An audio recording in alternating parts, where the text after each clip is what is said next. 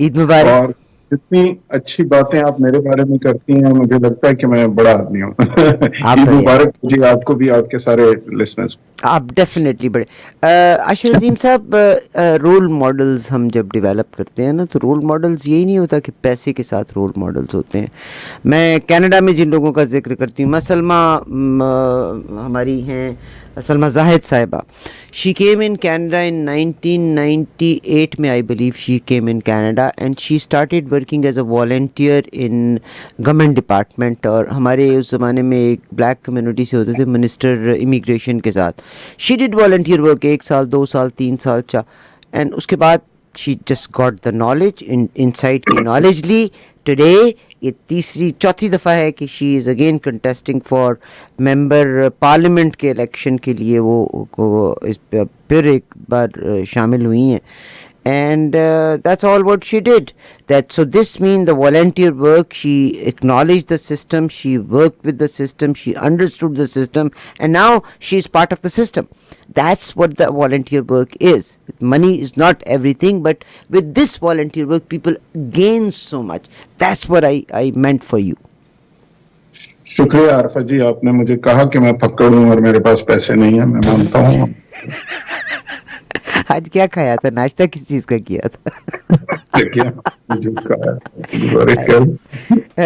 بہت شکریہ سر آپ کا. سب سے پہلے تو میں آپ کو لے کے جانا چاہتی ہوں، آج ہماری آڈیٹر جنرل نے رپورٹ دی ہے جس میں مینٹل ہیلتھ کے بارے میں بھی بات کی ہے.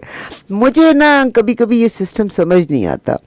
ایک طرف ہر نکر کے اوپر آپ نے کینیبس کی ایک دکان شروع کر دی ہے، پھر آپ نے پہلے ان کو نشے پہ لگایا، پھر آپ نے سینٹرز بنا دیے جہاں پہ انجیکشنز وغیرہ آن سائٹ لوگوں کو، جس نے زیادہ ڈوز لے لی، فینٹنل وغیرہ، آپ زیادہ جانتے ہیں ان چیزوں کو، آپ نے بڑے یہ ضبط کیے ہیں پاکستان میں. تو پھر وہاں پہ وہ انجیکشن سیف ریکوری سیکشنز بن گئے. پھر ایک اور غدر کیا ہوا کہ جس آدمی نے نشہ کرنا شروع کیا، چاہے وہ کوکین کا نشہ تھا چاہے وہ کوئی بھی تھا، جب اس کو نشہ نہیں ملتا تب بھی وہ ہیلوسینیشن میں چلا جاتا ہے، یہ ایک خیالی دنیا میں چلا جاتا ہے. اور جب وہ نشہ کر لیتا ہے پھر بھی وہ ایک خیالی دنیا میں چلا جاتا ہے. پھر یہاں پر ہیلتھ سینٹرز ہیں جو کہ نشے کے علاج کے لیے لوگوں کو دوبارہ معاشرے میں سیٹل کرنے کے لیے رول پلے کرتے ہیں. اب مزے کی بات یہ ہے کہ کوئی بھی ہیلتھ سینٹر اس آدمی کا علاج کر نہیں سکتا جب تک کہ وکٹم خود کنسنٹ نہیں دیتا کہ یس آئی ایم ریڈی، میں ڈرگ چھوڑنا چاہتا ہوں، میرا ڈرگ کا علاج کر دیں. مجھے سمجھ نہیں آتا کہ ایک طرف آپ ڈرگ پہ لگاتے ہیں، دوسری طرف آپ جابس کریٹ کر کے ان کو مینٹل ہیلتھ سے نکالنا چاہتے ہیں، اور تیسری طرف وہ شخص جو اس کو ڈرگ کی عادت پڑ گئی ہے، why would he come out, اور why would he like to come out of that hallucination, اور وہ خیالی دنیا اور جہازی دنیا سے باہر نکلنے کی کیوں کوشش کرے گا؟ کوئی بھی اس کا علاج نہیں کر سکتا جب تک کہ وہ خود کنسنٹ نہیں دیتا کہ میرا علاج کیا جائے. آپ کے سوال کی کافی لیئرز ہیں، لیکن اس میں جو کنسنٹ والی بات ہے یہ بڑی انٹرسٹنگ. پہلے میں اس کو ایڈریس کرتا ہوں. دیکھیے گزارش یہ ہے، جب ہم ایف ایس میں ہوا کرتے تھے تو وہ ہمیں سروائیول کورسز کرواتے. اچھا، تو سروائیول کورس میں جو سب سے پہلی بات وہ بتاتے تھے وہ یہ کہتے تھے کہ انسان کو اللہ نے یہ طاقت دی ہے کہ جی you will not die till you say I want to die. تو you only die when you give up and you say کہ اوکے اب میں جانا چاہتا ہوں. تو آپ کو پائلٹس کی وہ ہمیں بہت زیادہ ڈاکیومنٹڈ ہے کہ جی ایک اینیمی ٹیریٹری میں ایجیکٹ کر گئے، ٹانگیں کٹ گئیں، اینڈ اس حالت میں وہ کرال کرتے رہے کتنے دن اور زندہ رہے. سو یہ جو آپ کی جو ول پاور ہے نا، تو کنسنٹ بڑی ضروری ہے. اور میں نے ڈرگ والوں کو کچھ لوگوں کو دیکھا ہے جب تک آپ خود کسی چیز کو چھوڑنا نہیں چاہتے تب تک بہت مشکل ہے آپ کو وہاں سے نکالنا، لیکن جب آپ خود مینٹلی تیار ہوتے ہیں تو then obviously it works, then only people can help you. اور یہ ہر چیز میں یہی بات ہے. وہ کہتے ہیں نا کہ اللہ تعالیٰ نے کبھی اس قوم کی بھی وہ نہیں بدلی، کیا حالت خدا نے آج تک اس قوم کی حالت نہیں بدلی نہ ہو جس کو آپ اپنی حالت کے بدلنے کا. تو اللہ تعالیٰ جب آپ کی کنسنٹ کا انتظار کرتا ہے تو انسان کیا چیز ہے جی. بہت شکریہ.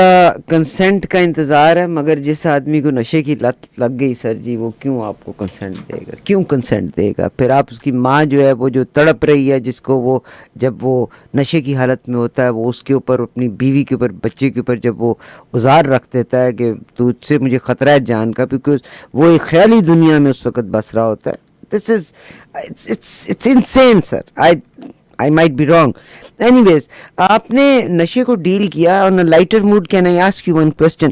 ٹورنٹو میں ایک دفعہ بہت بڑی کوکین کی شپمنٹ پکڑی گئی تھی، تو وہ دو پولیس والے جو تھے، یہ سچی خبر ہے، تو دو پولیس والوں کے ہاتھ جب وہ شپمنٹ لگی تو انہوں نے بھی چک لی. اس کے بعد وہ درختوں پہ چڑھتے پھر رہے تھے پولیس والے. میرا خیال ہے پھر ان کو پتہ نہیں بیچاروں کو سزا ہوئی تھی اس بات کی. تو آپ کے ہاتھ بھی بڑی بار نشہ لگا، کبھی آپ نے اس نشے میں سے ٹرائی بھی کیا تھا؟ اچھا، وہ بس بدقسمت انسان جی مجھے سوٹ نہیں کرتا، تو اس لیے میں الرجک ہوں، تو اس لیے میں اللہ نے بچائے رکھا. لیکن صورتحال بڑی انٹرسٹنگ ہوتی ہے. چرچ کا میں آپ کو بتاؤں کہ ہمیشہ کسٹمز ڈے پہ پاکستان میں ہم چرچ جلاتے ہیں، تو ہمارے پاس سال کی کئی ٹن چرچ جمع ہوئی ہوتی ہے، اور وہ ڈے اناؤنسڈ ہوتا ہے کہ جی اس وقت ہم آؤٹ ڈور یا چرچ جلائیں گے.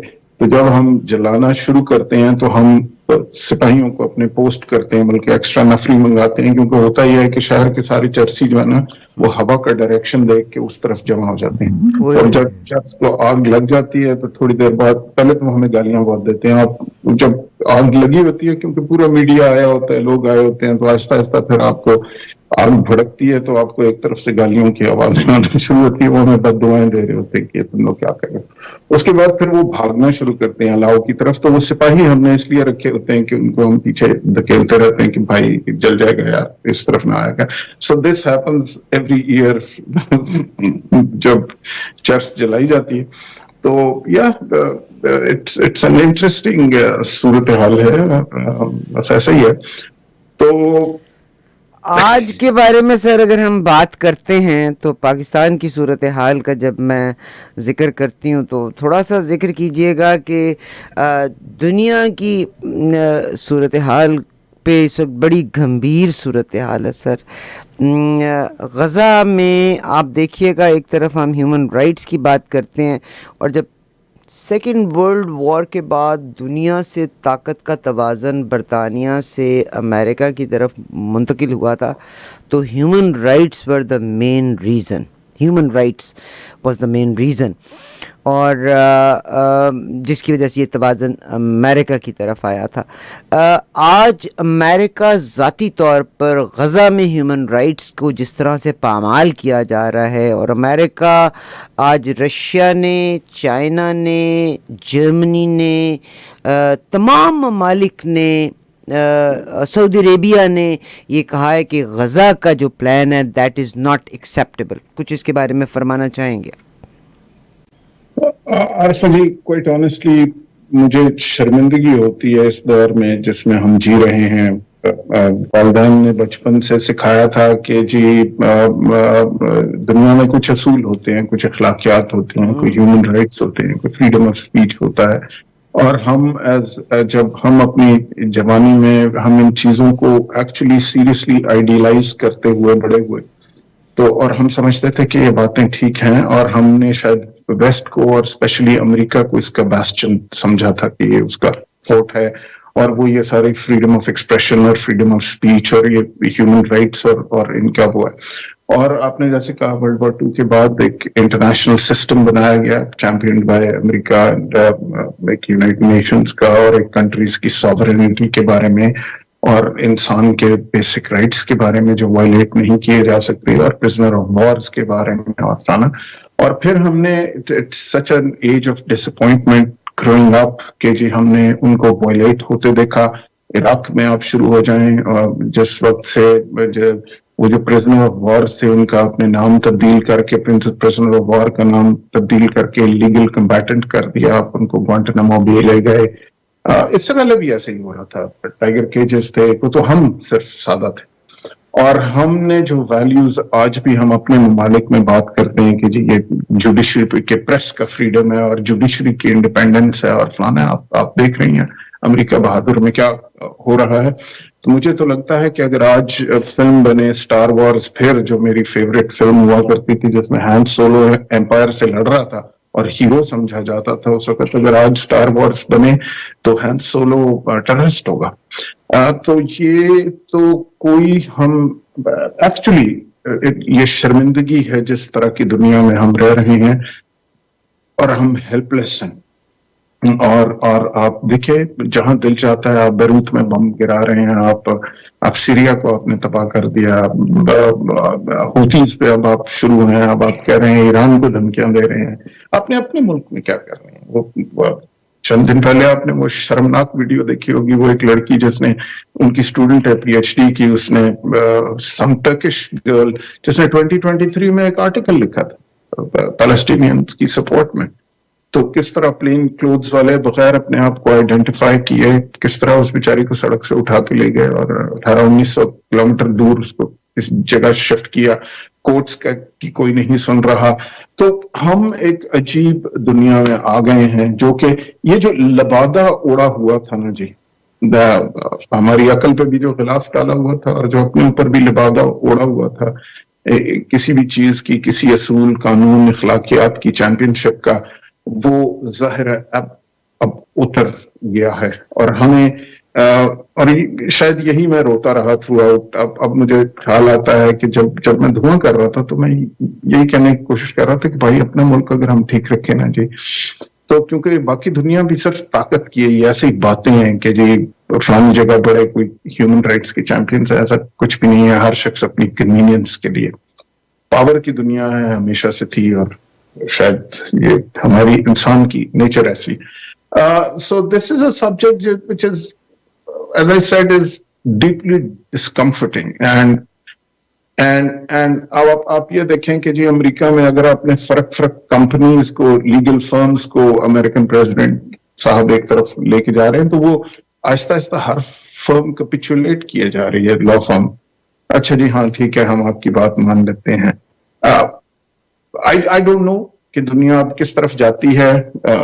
امریکہ بہادر کے سامنے لوگ کھڑے ہوں گے وہ مالک، مطلب ایک بڑی ڈیبیٹ چلی ہوئی ہے کینیڈا میں، کمپیریٹیولی کم ہے الیکشن دور کی وجہ سے، لیکن دیر از اے اسکول آف تھاٹ جو یہ کہتے ہیں کہ جناب اگر ہم ایک آون بھی اسٹیٹ بن جائیں تو اس میں برائی کیا ہے، پاورفل ملک ہے، ہم اس کی اسٹیٹ ہوں گے.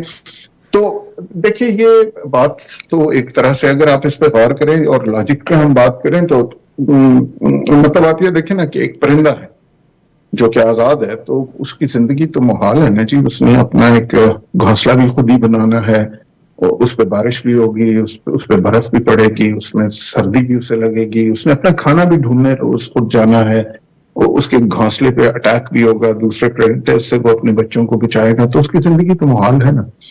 اور یہی اگر وہ پنجرے میں رہنا شروع کر دے تو اس کو گھر بیٹھے کھانا بھی ملے گا، نہ گرمی ہوگی، نہ سردی ہوگی، نہ کچھ ہوگا، نہ کوئی پریڈیٹر اس پہ اٹیک کرے گا. تو بس لوہے کی موٹی سی گرل اس کے ارد لگی ہوگی. So why not. اب ایشو یہ ہے کہ as a human this defines our own values. We have to define our values. بہت شکریہ سر، آپ نے اس کو بڑے اچھے طریقے سے ایکسپلین کیا. میں ایک چیز کی طرف لے کے جانا چاہتی ہوں. ڈونلڈ ٹرمپ صاحب نے جب غزہ کے حوالے سے انہوں نے کہا کہ ایرویرا بنانا چاہتے ہیں، وہ پھر وہ تھوڑا سا اس میں ہٹے بھی پیچھے، مگر ریسنٹلی آپ کو پتہ ہی ہوگا کہ ہمارے جو ہیگسٹ ہیں انہوں نے ایک اپنی تصویر شیئر کی ہے انسٹاگرام کے اوپر، اور بڑا واضح یہاں ان کا کافر لکھا ہوا نظر آ رہا ہے. یعنی an open war against Muslims کہہ سکتے ہیں یا جو بھی آپ کہہ سکتے ہیں. اور مسلمان بھی اگر ریئیکٹ، میرا نہیں خیال کہ ان کو فوری طور پہ اس پہ ریئیکٹ کرنا چاہیے. یوکرین کے ولادیمیر زیلنسکی ان کے آفس میں آتے ہیں تو یہاں تک اس کی مرضی، وہ جو ڈریس پہن کے آتے ہیں، انہوں نے ایک اپنا خاص لباس رکھا ہوا ہے تو ان کے لباس پہ تنقید ہوتی ہے. پریزیڈنٹ ٹرمپ ولادیمیر پوٹن کی بڑی تعریف کرتے تھے، مگر ابھی انہوں نے بڑا دھمکی آمیز لہجہ ان کے لیے استعمال کیا ہے، اور انہوں نے ان کی تعریف بھی کی اور تھوڑا سا یو ٹرن بھی تھا. انہوں نے کہا کہ مجھے بہت غصہ ہے. انہوں نے کہا ہے کہ آج ولادیمیر زیلنسکی بھی اپنی جو منرلز ہیں ان کے لیے لیے بیک آؤٹ کر رہے ہیں, پوٹن کے اوپر بھی وہ خائف ہیں, تو دنیا میں دوست تو ان کا اب سر کوئی بھی نہیں رہ جائے گا. اس کے بارے میں کیا فرمائیں گے آپ؟ دیکھیے پریزیڈنٹ ٹرمپ ایک ٹیرف لگا رہے ہیں ساری دنیا میں. میں نے عامر کو 2 تصویریں بھیجی ہیں. عامر ذرا تصویر دکھائیے گا ان ممالک کی. میں نے ٹاپ 10 کنٹریز ڈاؤن لوڈ کی ہیں. نہیں عامر دوسری والی. میں نے ٹاپ 10 کنٹریز ایسے ڈاؤن لوڈ کی ہیں آج بیٹھے ہوئے کہ جن میں ٹیرف سب سے زیادہ لگے ہیں. سو پریزیڈنٹ ٹرمپ کا کہنا ہے کہ tariff is the most beautiful word in the dictionary, اور ٹیرف سے میں یہ کر دوں گا اور ٹیرف سے وہ کر دوں گا. یہ لسٹ آف کنٹریز ہے, ٹاپ 10 کنٹریز جس میں سب سے ہائیسٹ ٹیرفس ہوتے ہیں. ٹھیک ہے جی, تو آپ ان ٹاپ 10 کنٹریز کو دیکھ لیں اور ان کی حالت بھی دیکھ لیں. ٹھیک ہے جی. اگر ٹیرف اتنی اچھی چیز ہوتی تو آپ مجھے بتائیے کہ ان کنٹریز نے بڑی ترقی نہ کر لی ہوتی, ان میں بڑی انڈسٹری نہ لگ چکی ہوتی, اس میں کچھ ہوتا نا. اور پھر اب وہ ملکوں کی دکھائیے لسٹ عامر جن کی جی ڈی پی سب سے زیادہ ہیں, دوسری والی لسٹ. تو یہ وہ ممالک ہیں جو ٹاپ 10 دنیا میں جن کی میکسیمم جی ڈی پی ہے, ان میں سے کوئی بھی ایسا نہیں ہے جس میں ٹیرف ہائی لگے ہوں. ان کے امنگس دی لوئسٹ ٹیرف. بھائی نے کوئی 26 سال ایف بی آر میں نوکری کی اور ہمارا کام ہی ٹیرف سے ڈیل کرنا تھا کہ امپورٹس میں ہم نے کیا کرنا ہے, ہم نے کس پہ ٹیرفس لگانے ہیں اور ٹیرفس کس پہ کم کرنے ہیں. اور مطلب جب آپ اپنی انڈسٹریل پالیسی بنانے کی کوشش کرتے ہیں تو آپ یہ چاہتے ہیں کہ جی آپ را مٹیریلز پہ کم از کم ٹیرفس رکھیں, فنش پروڈکٹس پہ تھوڑے سے زیادہ, ایکسپورٹس پہ آپ اس کو ریسٹرکٹ کریں اور اس کی امپورٹس آپ کھلی چھوڑیں.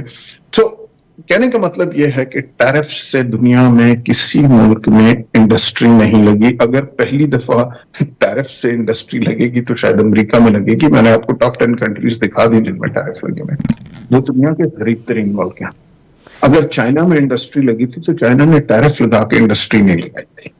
ایک عجیب بونگا سا آدمی آ کے پتہ نہیں کس ایک جگہ پہ بیٹھ گیا ہے. وہی میں نے کہا آج کی دنیا بڑی شرمندگی ہوتی ہے یہاں رہتے ہوئے کہ مطلب اس نے ایک اپنی بات منطق سوچی ہے کہ جی میں ٹیرف لگاؤں گا تو اس سے پتہ نہیں میرے ملک میں انڈسٹریلائزیشن ہو جائے گی. تو بھائی باقی کسی ملک میں ٹیرف لگانے سے انڈسٹریلائزیشن ہوئی ہے؟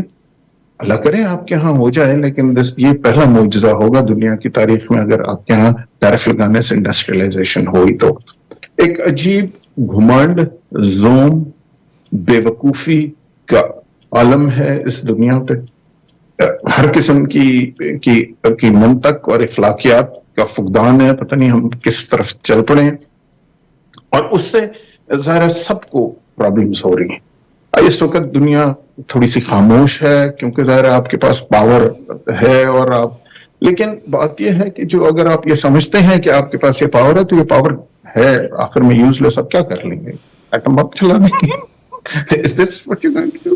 بٹ نو ہی سیڈ کہ اگر مجھے میری اسیسینیشن ہوتی ہے تو میں نے بالکل اس کے بارے میں نوٹیفیکیشن جاری کر دیا گیا کہ فوری طور پہ ایران کو ملیا میٹ کر دیا جائے, کیونکہ میری اسیسینیشن میں Iran is going to play an important role. تو اس کا مطلب ہے جب انہوں نے یہ بیان دیا ہے تو ایٹم بام چلانے کا ذکر بھی بیچ میں کہیں نہ کہیں آ گیا ہے. نہیں تو مطلب وہی والی بات ہے نا جی کہ آپ یہ وہی والی باتیں ہیں. میں نے آج تک کسی طاقتور آدمی کو دھمکیاں دیتے نہیں سنا, مطلب میں نے نہیں سنا. وہ اس کو دھمکی دینے کی ضرورت ہی نہیں ہوتی. بہت شکریہ. میں عامر بلکہ آپ سے کہتی ہوں یہ دونوں رپورٹس کو ذرا سائڈ بائی سائڈ رکھے. میں عاشر عظیم صاحب سے ایک سوال پوچھنا چاہتی ہوں.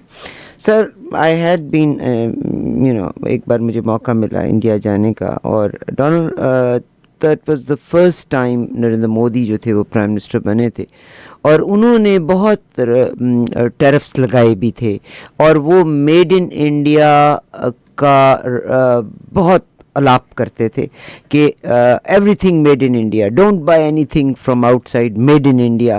جس میں انہوں نے بے شمار انڈسٹری والوں کو کہا کہ آپ آئیے, آپ انڈیا میں آ کے اپنا سیٹ اپ کریں اور ہم آپ کو فیسیلیٹیٹ بھی کریں گے. عامر میں نے آپ سے کہا تھا پلیز اگر دونوں سائڈ پہ سائڈ لیں. اب آپ دیکھیے گا کہ آپ نے جب انڈیا کا نمبر دیا 1 2 3 4 5 5th بگیسٹ اکانومی ہے اس وقت انڈیا کی, مگر آپ نے کہا انڈیا کے ٹیرفس نہیں. حالانکہ ڈونلڈ ٹرمپ نے جب نریندر مودی آئے بھی ہوئے تھے تو انہوں نے کہا ہی از اے ٹیرف کنگ. انہوں نے برمودا کا ذکر نہیں کیا, انہوں نے باقی ممالک جن میں آپ نے کہا کہ ٹیرف آئی ہے ان کا ذکر نہیں کیا. He repeatedly said about India, whereas when I look at, نہ انہوں نے برمودا کا, نہ انہوں نے برازیل, گامبیا, کسی بھی جگہ کا انڈیا کو انہوں نے ٹیرف کنگ کہا تھا نریندر مودی کو. دوسری چیز, جہاں میں چائنا کی بات کرتی ہوں, ایون جب کینیڈا نے ٹیرفس لگائے تھے, چائنا نے ان ٹیرفس کا جواب دینے میں ہی 1 سال کر لیا. اب چائنا نے آ کے ٹیرفس لگائے ہیں. چائنا 1 سال خاموش رہا ہے. میں مانتی ہوں کہ ٹیرف لگانے پہ آپ اپنے ملک کے شہریوں کی چیزیں مہنگی کرتے ہیں, جس کو ڈونلڈ ٹرمپ نے اب احساس کر بھی لیا ہے. میرے پاس باقاعدہ اس کی نیوز بھی ہے. تو انہوں نے کہا ہے کہ یس مجھے پتہ ہے کہ اگر میں ٹیرف لگاؤں گا تو میری اپنے لوگوں کی چیزیں مہنگی ہوں گی, but that's okay, I am ready for that. ٹھیک, تو یہاں پہ آپ, میں کوٹ اینڈ کوٹس میں ان کا ہی بیان شیئر کروں گی, مگر یہاں پہ آپ کیا فرمائیں گے؟ دیکھیے, پہلا تو آپ کا یہ سوال ہے کہ جی انہوں نے انڈیا کا ذکر کیا اور باقی جگہوں کا نہیں کیا. میں تو یہ تو کنٹریز اس طرح سارٹڈ نہیں ہے. میں انڈیا کو بھی ہم سامنے لا سکتے ہیں. میں نے اسی لیے اس پہ ان دونوں تصویروں پہ لنک بھی دیا ہے جہاں سے میں ڈیٹا اٹھا رہا ہوں, تاکہ اگر کسی نے دیکھنا ہے تو دیکھ لے. دیکھیں, انڈیا سے ان کا ٹریڈ بہت زیادہ ہے. وہ جو باقی جن کے سب سے زیادہ ٹیرفس ہیں وہ بیچاری کنٹریز اتنی بیسکٹ کیسز ہیں کہ ان کا وہ لیول آف ٹریڈ ہی نہیں ہے کہ کسی کو کوئی فرق پڑ رہا ہو. وہ تو میں صرف آپ کو یہ اگزامپل دے رہا تھا کہ اگر ٹیرف لگانے سے آپ کی انڈسٹریلائزیشن یا پروڈکٹیوٹی بڑھتی تو ان بیچاروں کی نہ بڑھ جاتی. تو انڈیا میں بہرحال ان ٹاپ 10 کنٹریز کے لیول کے ٹیرفس نہیں ہیں. اچھا, اب اگر آپ اپنے ملک میں انڈسٹریلائزیشن کرنا چاہتے ہیں تو مقصد یہ ہے کہ وہ ٹیرف لگانے سے نہیں ہوتا, کیونکہ چائنا نے کوئی ٹیرف لگا کے تو انڈسٹری اس کے ملک میں نہیں لگی. دیکھیں, کیپٹلزم جو ہے, جو کیپٹلسٹ ہے, جس کے پاس پیسہ ہے, جس نے یہ فیصلہ کرنا ہے کہ میں نے انڈسٹری لگانی ہے کسی جگہ پہ, وہ اپنی فیزیبلٹی دیکھتا ہے. اس کا کوئی رنگ نسل مذہب نہیں ہوتا, اس کا رنگ نسل مذہب ڈالر ہوتا ہے. سو چائنا نے آ کے امریکہ سے کوئی فیکٹریاں لپیٹ کے چائنا نہیں لے گیا. آپ کے اپنا کیپٹلسٹ نے یہاں سے کیپٹل اٹھایا اور وہ چائنا چلا گیا, بیکاز لوور لیبر کاسٹ تھی. ٹھیک ہے جی, اس کو وہاں پہ فائدہ نظر آ رہا تھا کہ جی میں یہاں پہ جو جینز $5 کی بناتا ہوں وہاں پہ میں $2 کی شاید اس کو بن رہی ہوگی, تو اس لیے وہ وہاں چلا گیا. پیسے کو تو جہاں اپنا فائدہ نظر آئے گا وہ وہاں چلا جائے گا. اچھا, اب وہ ٹیرفس جو ہیں وہ it's just one of the small things in this equation. The bigger things are many more. Ease of doing business. جب ہم پاکستان میں کسٹمز میں کام کر رہے تھے تو بیسیکلی جو کانسیپٹ تھا وہ ایز آف ڈوئنگ بزنس تھا, کہ ملک کا ایز آف ڈوئنگ بزنس کریں, کہ وہاں پہ جب کیپٹل آتا ہے تو وہ آپ کے ٹیکسز کے ریٹس کیا ہیں, آپ کو پرمٹس کتنی آسانی سے ملتے ہیں, آپ کا لیجسلیٹو سٹرکچر کیسا ہے, آپ کے ملک میں قانون کی کیا صورتحال ہے. دیکھیں, میں آپ کو ایک چیز, سب سے پہلے پیسہ لگنے کے لیے, انویسٹمنٹ کسی ملک میں ہونے کے لیے رول آف لا سب سے ضروری ہے اور سیکیورٹی سب سے ضروری ہے, کیونکہ بزنس کو ایک سٹیبل انوائرمنٹ چاہیے. مجھے تو ایکچولی بہت عجیب لگ رہا ہے. آپ سوچیں کہ امریکی خود ہی شاید تھوڑا بہت اگر کوئی پیسہ لگائیں گے تو لگائیں گے, جس ملک میں اب ایک انتظامیہ عدالت کو چیلنج کر رہی ہے, جس کو دل چاہتا ہے اٹھا کے لے جاتے ہیں, جہاز میں بٹھاتے ہیں, عدالت روکتی رہ جاتی ہے کہ بھائی اس کا تو نہ ٹرائل ہوا, نہ آپ نے کوئی ثبوت دیا, تو اس کو آپ اٹھا کے کہاں پھینک رہے ہیں.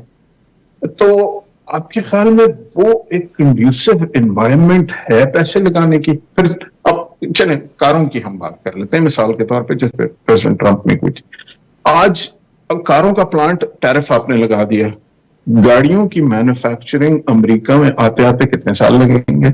آپ کی ٹرم کتنے سال ہے؟ آپ کی ٹرم 4 سال ہے. اب میں نے اگر اس وقت اپنی ایک بڑی سی کئی بلین ڈالر لگا کے ایک فیکٹری لے کے آنی ہے امریکہ میں, اور مجھے لگ رہا ہے کہ 6-7 سال میں پورا یہاں پہ سٹیبلائز ہوں گا, تو اتنی دیر میں آپ جا چکے ہوں گے. اب اگر فرض کریں آپ امریکی کانسٹیٹیوشن توڑ کے پتہ نہیں جس طرح کے بھی حالات کر کے آپ ایک تھرڈ ٹرم بھی لے لیتے ہیں, آپ کی کنٹینیوٹی جس طرح کی آپ کی پالیسیز ہیں اس کی کنٹینیوٹی بہت مشکل ہے. سو جو بھی انٹرنیشنلی کیپٹلسٹ جو سوچ رہا ہوگا کہ اس نے پیسہ آپ کی طرف لے کے آئے تو وہ ان ٹیرفس کی وجہ سے نہیں لائے گا, کیونکہ ان ٹیرفس کا کوئی اعتبار نہیں ہے. ایک تو آپ فریکوینٹلی خود چینج ہوتے رہتے ہیں, دوسرا چلیں آپ 4 سال چلتے رہے اور آپ نے اپنی پالیسیز کنٹینیوس بھی رکھیں تو 5ویں سال کیا ہوگا, کیونکہ میرے تو ابھی پھل لگنا 5واں سال پہ شروع ہوگا, اور اس وقت اگر کوئی آ رہا ہوا, بلکہ شاید ابھی میری فیکٹری لگ رہی ہوگی, جس نے آپ کے ٹیرفس گرا دیے, پھر میں کیا کروں گا؟ سو I wish them all the best, but this is to me I think this is a non-starter. It's not going to work. But ایک وہی میں نے کہا نا, ایک زوم ہے, ایک گھمنڈ ہے, ایک بیوقوفی ہے, ایک ہٹ دھرمی ہے, ایک پاور کا نشہ ہے, تو آپ اس طرف جا رہے ہیں. آپ کے عوام کو سب سے زیادہ ڈیمیج ہوگا. کینیڈا دوسری جگہ سائن کر رہا ہے. آئی تھنک کینیڈا ٹھیک ہے, ہمیں بھی تکلیف ہوگی, ساری دنیا کو تکلیف ہوگی, لیکن کینیڈا کے پاس ریسورسز, نیچرل ریسورسز, ہر چیز, لینڈ, پانی, ہر چیز ہمارے پاس بہت ہے. ٹھیک ہے, آپ ہمارے میجر بائر تھے کچھ عرصہ اور بڑے عرصے رہے ہیں, and we were absolutely trusting you and you were a closest, right? لیکن کیا ہمیں اور 6 مہینے سال میں نئے بائرز, نئے ٹریڈ ریلیشن شپس سیٹل ہو جائیں گے اور ایک آدھ سال پرابلم ہوگی. پھر بہت شکریہ, بہت شکریہ. مگر میں یہاں پہ آپ کے ساتھ 2 چیزیں شیئر کرنا چاہتی ہوں کہ کینیڈا کا ایک بہت بڑا مینوفیکچرر ہے فرنیچر کا. They have plan to move to America. میرا خیال ہے ان کی زیادہ تر بائر جو ہیں وہ امریکہ سے ہی ہیں. یہیں سے میں آپ کو لے کے جانا چاہتی ہوں کہ بہت سارے ممالک امیڈیٹلی رسپونڈ نہیں کرتے. کینیڈا نے, ٹرمپ نے 51 اسٹیٹ کہا تھا, فٹافٹ رسپونڈ کیا, وچ واز رانگ. ادروائز آپ اگنور کرتے تو شاید اتنی چیزیں ایسکلیٹ ہی نہ ہوتی. آج کرملن نے یعنی ولادیمیر پوٹن نے ڈونلڈ ٹرمپ صاحب نے, جس میں انہوں نے تھوڑا اپنے اینگر کا اظہار کیا تھا کہ وہ ولادیمیر پوٹن سے خائف ہیں. ٹرمپ کی جانب سے ولادیمیر پوٹن نے بہت غصہ اور ناراض ہونے کے بیان پر رد عمل دیا ہے, اور ان تبصروں پر بات کرتے ہوئے کرملن کے ترجمان انہوں نے کہا کہ کچھ باتوں کو اصل الفاظ کی بجائے پیرافریز کیا گیا تھا, تسلیم کیا گیا کہ متعدد بیانات دیے گئے تھے. اور انہوں نے کہا ہم امریکی فریق کے ساتھ سب سے پہلے اپنے 2 طرفہ تعلقات کی تعمیر پر کام جاری رکھے ہوئے ہیں جنہیں پچھلی انتظامیہ سے نقصان پہنچا تھا, تو مطلب سٹیپ بائی سٹیپ ہم ریزالو کریں گے. اور یوکرینی مسئلے کے حل سے متعلق کچھ تجاویز پر بھی ہم کام کر رہے ہیں. And slow and steady wins the race. جناب بہت شکریہ آپ کا. Any news about Pakistan? کیونکہ افغانستان کے ساتھ تو زلمے خلیل صاحب نے ذاتی طور پہ اپنے روابط قائم کر لی ہیں. Pakistan is been bypassed very badly.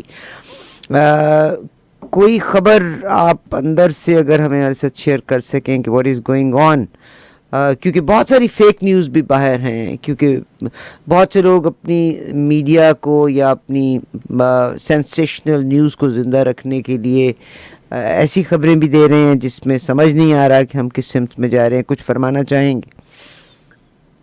دیکھیے, پاکستان میں حالات تو برے ہیں, ہماری اکانومی کے حالات برے ہیں, ہماری پالیسیز ٹھیک نہیں رہی, ٹیررزم کی ایک ویو ہے, ہمارے پاس ایجوکیشن ایک طرف جا چکی ہوئی ہے, انفراسٹرکچر ٹھیک نہیں ہے, پیسے نہیں ہیں, لونز میں ڈوبی ہوئی کنٹری ہے.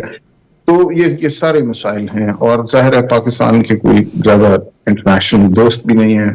اس خطے میں لوگ امن بھی نہیں چاہتے, امریکہ بھی نہیں چاہتا, بڑی پاورز بھی نہیں چاہتے, کیونکہ وہ چائنا ریلیٹڈ ہمارا بیلٹ اینڈ روڈ انیشیٹو ہے, اور جو بھی مطلب ٹریڈ ہے, تو ہم وہاں پہ وطن عزیز کے حالات تو ظاہر اچھے نہیں ہیں. اور یہ بہت عرصے سے نظر آ رہا تھا کہ یہ پالیسیز ہماری جس طرح کی ہیں, اللہ خیر کرے, ہم پتہ نہیں کہاں پہنچیں گے. تو بس جی دعا کر سکتے ہیں کہ جی ہر چیز ٹھیک رہے, لیکن ظاہر ہے یہ ساری چیزیں ہماری طرف آنی ہیں.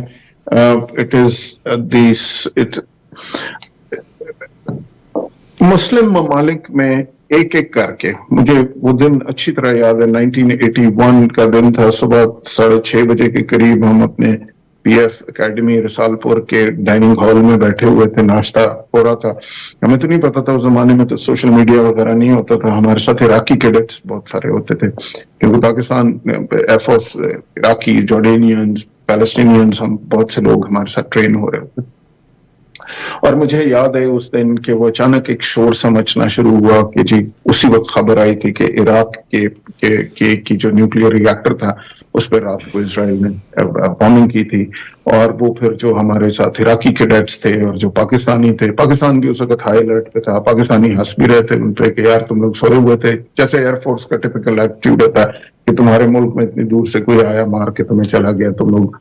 और ज़रा वो इराकी उतने ही गुस्से में भी आ रहे थे। देखिए, एक एक करके वो तमाम ममालिक जो किसी किस्म की पावर रखते थे उन्हें खत्म किया गया। इराक से शुरू हो जाए आप, लीबिया की यही बात थी, आप सीरिया, इजिप्ट, इन सब को, पाकिस्तान अभी भी एक मुल्क है जिसके पास एक पावर है। ये ज़ाहिर बर्दाश्त तो नहीं होता।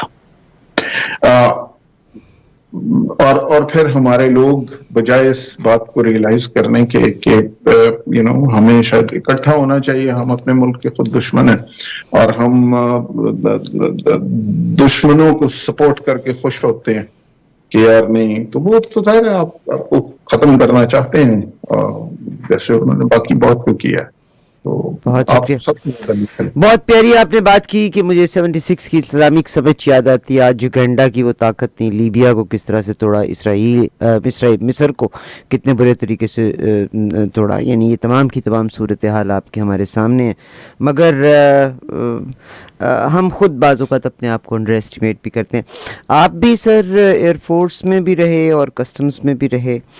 पाकिस्तान आर्मी ने वैसे अपने आप को बड़ा, बाजवा साहब और बाजवा साहब के साथ जनरल आसिम मुनीर साहब और इन तमाम लोगों ने पाकिस्तान आर्मी को बड़ा, मेरा नहीं ख्याल कि अब रिकवर करने के लिए it will be as easy as it is, मगर बट स्टिल भी हम नहीं चाहते कि हमारी अफवाज का मोराल कभी भी डाउन जाए। We take the pride of our air force और नेवी एंड आर जो हमारी बड़ी फ़ौज है उसका।